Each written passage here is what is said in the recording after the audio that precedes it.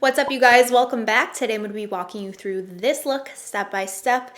This is a pumpkin spice inspired makeup look. I do this look every single year and it's always a little bit different and I have a lot of fun. Today I had some obstacles that I kind of navigated through, but yeah, I'm going to walk you through this step by step. You're going to see all of the different obstacles I go through. I hope you enjoy. Please subscribe and let's just jump right in. I'm so excited to start this look today. I've got everything set out that I want to use.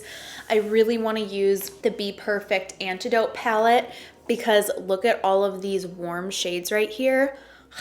I'm so excited. So I am going to start with the skin because I love doing the skin before anything else. I did open up my blinds today, so I hope it doesn't get overexposed in here, and if the color is different today, that's why. It's just nice to have the sunlight in here, or the sun's not even out, but just for it to be brighter in here. I'm going to start with the Wet n Wild Impossible Primer, one of my favorites. Okay, so I'm just rubbing this in on my skin. I really love the way that this smells. It's like when I first see the texture of it, it just doesn't seem like something that I'm gonna like, but it always is shocking when I put it on. Just the texture, the way it feels, and the cooling effect, it's very interesting. For my foundation today, I really want to use the Catrice True Skin Foundation, which has become one of my favorites, but I really want to sheer it out because I just don't want too full of a coverage today. So I'm going to use one of my favorite moisturizers, especially for mixing into stuff. This is the Charlotte Tilbury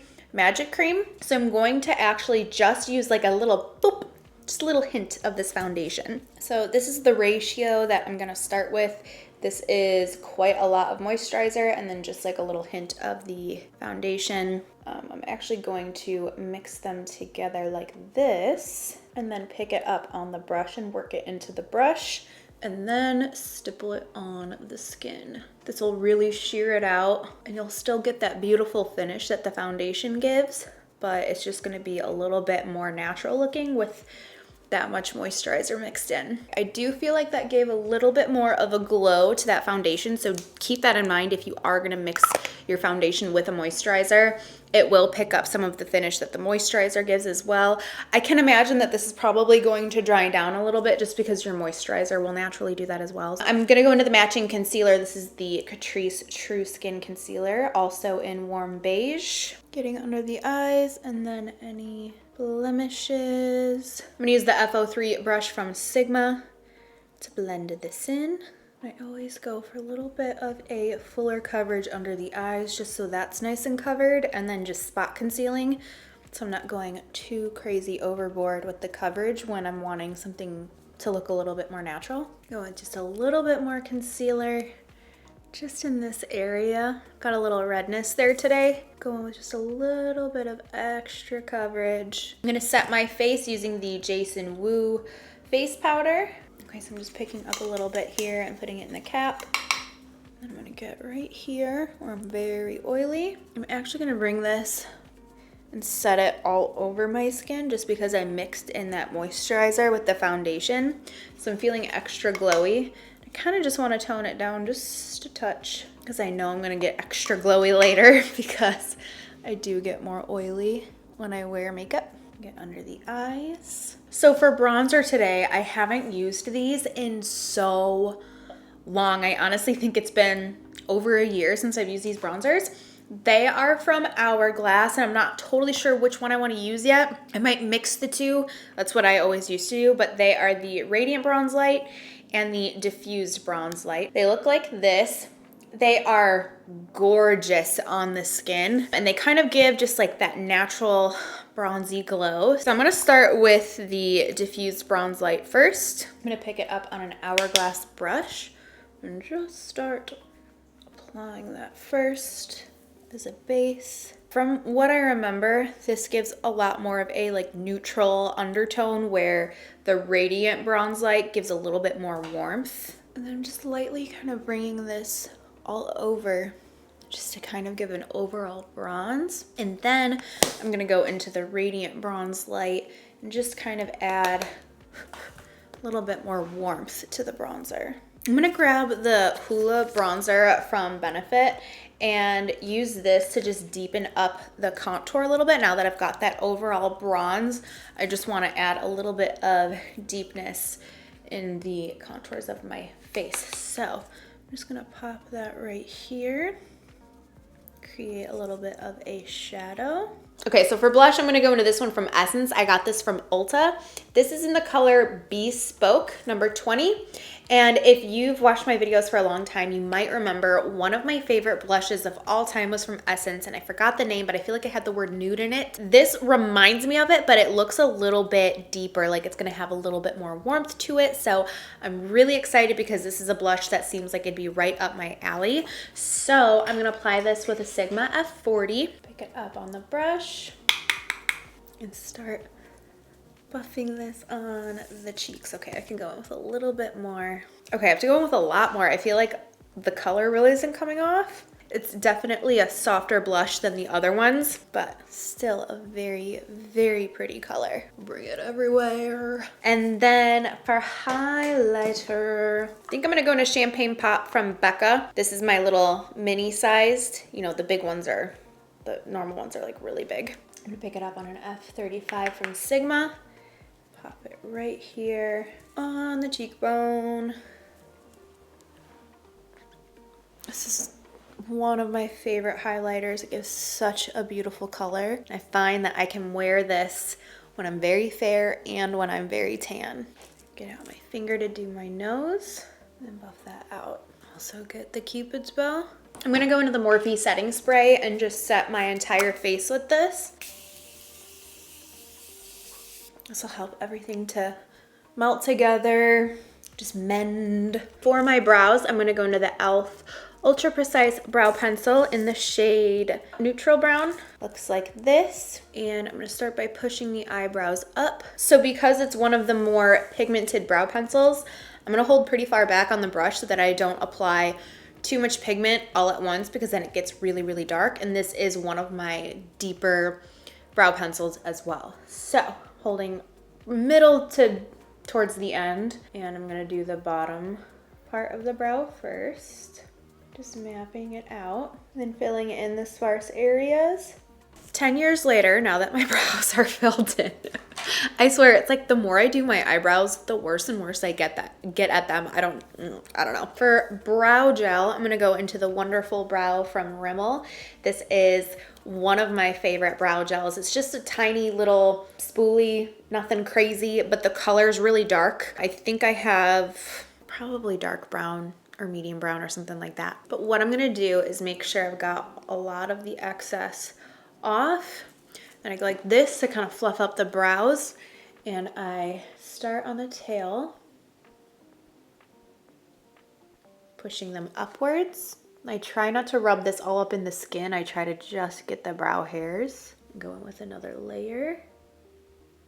And I think the key is the layering for me, because it kind of gets a thicker consistency and then it looks more realistic, like a fluffy brow. Then I get the front.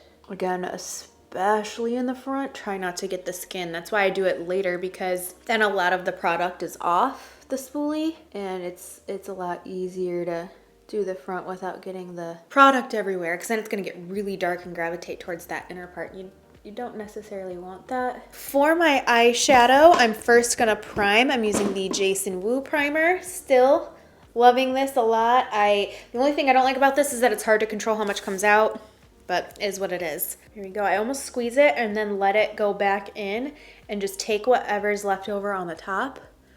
And that's what I'm using to prime. Just setting with a little bit of powder. And then we can move on to eyeshadow. For eyeshadow, I'm gonna be using the Be Perfect Cosmetics Antidote palette in collaboration with Stacey Marie. This is what the palette looks like. It's so beautiful. This palette is ginormous and it's got all of the perfect fall shades in here. So I'm gonna live kind of like over here on this side. The next tutorial I do, I wanna go over on this side and play with the greens and stuff. That'll be the next tutorial. So I'm loving the mustardy shades. I'm loving these warm shades, kind of like the color of my nail polish. I've done pumpkin spice inspired looks where I do go more towards the fun, bright orange and bright yellow side, but I really want this to be a little bit more of a rich look. Let's start with a 237 brush from Smith, and I'm gonna grab the color Zest, which is the shade here. It's kind of like, just like a true mustard shade. I'm gonna bring this in the crease. It's gonna be the base for everything else that's going on.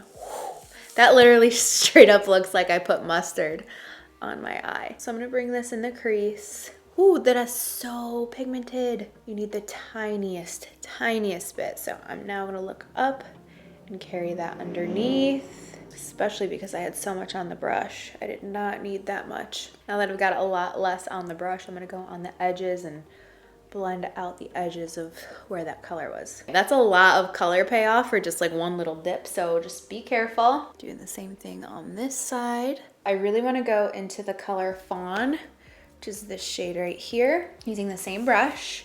And I'm gonna start with this on the outer lid and then bring this in the crease as well. Okay, wow, these are really going a lot brighter. I feel like in the pan, they look a lot darker and less vibrant. And then when you put them on, they go on like that went yellow and orange instead of like deep mustard and deep orange. So this is already kind of going in the brighter direction, but I wanna tone it down so it's not so intensely bright. Still really pretty. This is giving me candy corn vibes. Bring it underneath. I'm gonna mix October, pecan, and cinnamon and see what happens. I wanna put this on the outer corner. I'm using a Wayne Goss number 20 brush. Oh yeah, that was a nice little combo. Focusing on this outer lid and going into that first brush and just kind of buffing that out on the edges. I can't believe I'm gonna say this, but I'm sort of disappointed in this palette. Because the colors, I don't know what it is about it, but they're not going on the way that they look in the pan, in my opinion. I feel like every color I pick up ends up going on a lot more vibrant, which some people would probably actually really like. But like for me, this looks like a nice true like chocolatey, both of these kind of like more chocolatey colors, but they go on like more bright orange, especially even like October. Like this looks bright, but it's also dark at the same time, but it's going on closer to this as you see in the pan. Keep that in mind with this palette. I think it's so beautiful. I'm actually gonna grab, because this is really pretty, it's just not what I'm wanting for this look. So I'm actually gonna head over into the Jaclyn Hill Divine Neutrals palette with Morphe, and I'm gonna grab the color Booked, this shade here. I'm gonna pick it up on that Wayne Goss number 20 brush. I hope that this layers nicely with this, because I do want this to just go a little bit more brown instead of yellows and pinks and reds. I'm just packing this on the outer corner. I'm gonna take my fluffy brush with Good Vibes and try to blend this into the look. Okay, I think it's working. Getting me a little bit closer to where I wanna be. I'm grabbing the color Fawn, this shade here. As you can see, it looks like a nice, kind of like creamy brown orange. And I'm popping it right here and it's going on like pumpkin orange. I don't know if you can see. I don't know, it's just, I think they're just going on just almost like more neon than you would expect. If you have this palette, let me know if you agree or if I'm just being crazy. Go in and buff. I just want to tone this down because now I feel like I've got like orange and purple eyes.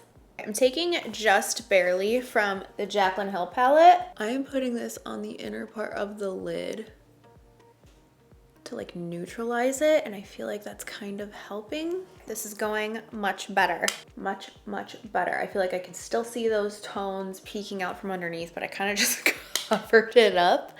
I'm gonna go back in and just re-emphasize them just a touch, because I don't want too much color. I just wanted it to be a little hint, and I feel like this is more so what I'm going for. I'm thinking cinnamon. Like a little hint, just kind of, yeah, there we go. Just kind of pushing that in, just a little boop. I'm gonna grab MAC Costa Riche eyeliner. This is a very warm red toned eyeliner. It kind of reminds me of my nails, but a little bit more rich and chocolatey. I'm gonna rub this in the lower waterline and the upper. It's gonna give that nice warm spiciness to the look. And I'm kind of just buffing out that color. with my Sigma E15. I'm gonna go into the Makeup Geek Extension Effect Mascara. I just got a nice fresh new tube in the mail.